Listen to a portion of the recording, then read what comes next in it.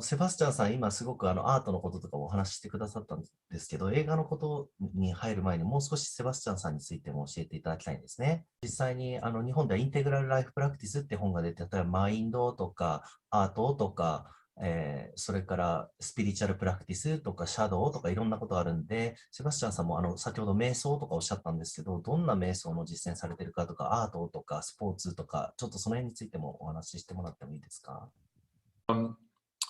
？I think that falling, gaining interest, falling in love with psychology or philosophy or poetry for anyone, or art or movies, when we start to become inquisitive in things and start to seek more, ultimately we're seeking outwardly to find a voice and a recognition about something inward, right? How can we touch this thing or discover this thing out there that is also alive in here? And so when I think about integral practice, in one way, scholastically or pragmatically, I think about lines of intelligence, states and stages of development, perspectives of self, other, collective, transcendental perspectives. But ultimately, I think in a very simple way, it's about embodying as much of my being as possible and opening up new dimensions of my own being as possible through other beings and with other beings and with the world and as an aspect of the world, right? So in simple terms, what that might look like is trying to push, and when I say push, I mean grow, like a baby's born or a flower grows out of the ground, open up and flourish aspects of my being. So for me, I seek out, let's say on a gross level in the physical realm, to push myself, whether it's running stairs or deep ocean swimming.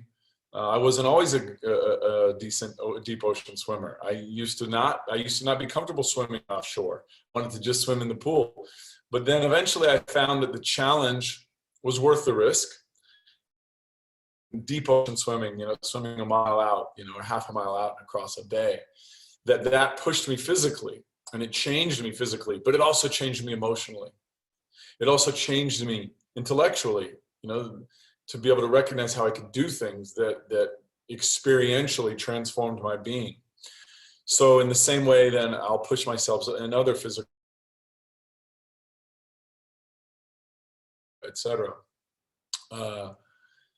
Then for intellectually, specifically to have a sort of intellectual practice, I love books, and I wasn't always a reader as a kid, but I love psychology and philosophy. And I think my initial draw into Ken Wilber was that I'd read so many great philosophers and psychologists, right? Freud and Jung and philosophy, from Schopenhauer to Schelling to Nietzsche, etc., and poets like Khalil Gibran and musicians like, Marvin Gaye and etc. So many poetic voices. And what I love about Ken Wilber's work is that he's read so much and he's synthesized so many aspects of psychology and philosophy and spirituality and religions and consciousness in particular. And that by reading him, I feel like I'm getting a taste and a voice that's so inclusive and that I'm getting without the reductionistics, without reducing those other voices. I'm getting essentially a synthesis of something that is distilled and yet is powerful and comprehensive. So I still read other authors, of course, but I always go back to Ken's work. Some of the authors that I love also are Ramana Maharshi, James Hollis, the Jungian, Alan Watts. Those are voices that I read commonly. And then in terms of meditation, the more you meditate or the more you do any type of meditative practice, the more you transform through it.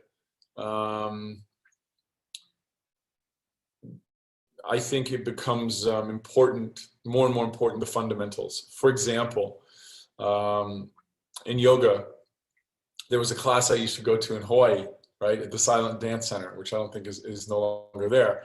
And at that class,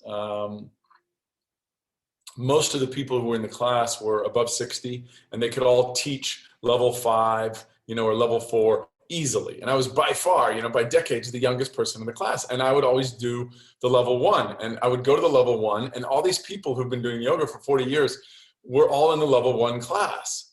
And I realized that, like Bruce Lee does a kick, that the fundamentals of the power in yoga is not for me to be able to stand in a handstand upside down or walk in my hands, which I can do. That's wonderful. But it's the difference between this and this, that it's the difference between that and this, that it's subtle. It's the difference between this and that. That bringing it back to the fundamentals in any practice seems to be something that, across the heights of every sport or every meditative practice, I think ultimately yields the greatest results. And when I say results, I mean transformation. I mean continuous growth. And when I say growth, I mean continuous joy then in that case, continuous adventure, continuous discovery. Those meditations now, to put a button on that, look like, for me as a kid, I used to love being in the ocean or even in the bath when I was 5, 6 years old. I used to, 7 years old, would try to go underwater so I could just hear only underwater, and then maybe sink and come up. And when you breathe underwater, you hear differently the sound of your lungs. You hear the echo very differently. And then I used to get lost in, where does the water begin and end, and where does my skin and my own blood and salt begin and end? And I didn't do this for meditative practice, but I was just doing it for the fun of it.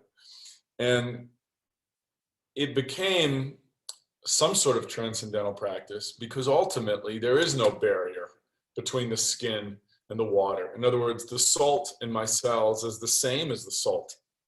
Into that space, could I somehow start to transcend that subtle barrier between the salt in my blood, salt in the ocean, in a way that I might merge, that I might become part of the ocean might become part of me. So that's one of my earliest conventional practices. And then after that, it's, many conventional practices, traditional Zazen, breath practice, using then, in the 5th chakra, the voice, taking it deep, and really throughout that was very powerful for me to unlock this space in my practice. Eyes open, eyes closed. Who am I? Witness arising, trying to push back and back from the witness. Who am I? That's doing the breathing, that's doing the thinking.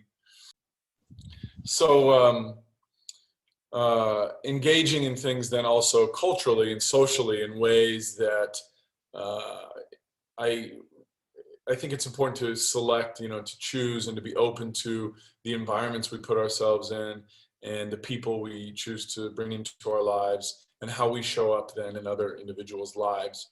So for me, if I look at relationship, very often impulsively out of a mechanism for survival, evolutionarily, we want to be around people who we're comfortable with, and that's wonderful. It's also important to be around people who challenge us, and that's not as comfortable. But in terms of what yields growth, like in choosing to read Ken Wilber, a challenging book for someone when they first start, becomes addictive because the challenge becomes so liberating and so freeing. And then it's no longer a challenge. That challenge, what starts as a challenge, ends up becoming a joy, right? If I think about, as an analogy, relationship, the relationship between two people, the similarities allow two people to forge some sort of basic ground. But it's the differences, that space in between, where all the magic is, because it's where people are different that allows for the growth, of both individuals. And so I try to socially, in terms of looking at an integral framework, engage with other individuals who are very different from myself, have different thoughts, completely different perspectives and ideals about the world and about life, so that I might be able to understand and grow into what they see in the world. Between two individuals is the differences. And so I think that part of being integral from that sort of looking at that map and that sort of framework in life is to engage in ways that allow us to move in ways that we're not used to moving. So in ways that might be uncomfortable at first, but then become exciting for us. So I think, and then it's, and so it's applying that ultimately in all areas, in all fields of life. And I'll say also, from an integral, POV, part of that is then also being able to recognize those things as they come up from within. Yeah. And sometimes, and it takes sometimes for people it comes natural, but it takes time to develop that awareness that we can feel something like angst or instability or overwhelmment. And that early on, maybe we're not able to even understand those things. We just feel something. Then we're able to identify those things and say, okay, I'm feeling this. And then at that juncture, we might say at a conventional, let's say integral stage, we might be able to, or a conventional stage in an integral practice, we might be able to say, okay, I understand what that is. And I want to, infer that or circumnavigate that or work through that.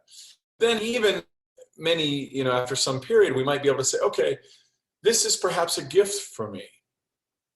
Maybe the person's coming out of a relationship. And maybe the person is coming out of a relationship and there's a certain, cavern in the heart. The person misses, another person. They think, oh, well, maybe this person isn't right for me anymore or right for me right now, but still feels that thing deep inside. So instead of just deferring it, we might be able then to interpret that missing, let's say, I'm being touched by God. I'm being touched by Spirit to feel something that is, number one, a celebration of something that I enjoyed and that I relished, but also a recognition of what's possible. And so therefore, I have to have the perspective that if I'm on a wave in the ocean, I can go left or right. But if I'm on that wave is going this way. So I can go this way or this way, but I can't choose which way the wave is going. And I certainly can't choose which way the tide is going. If the tide is going this way, it doesn't matter how far I swim this way, that current is going to take me this way.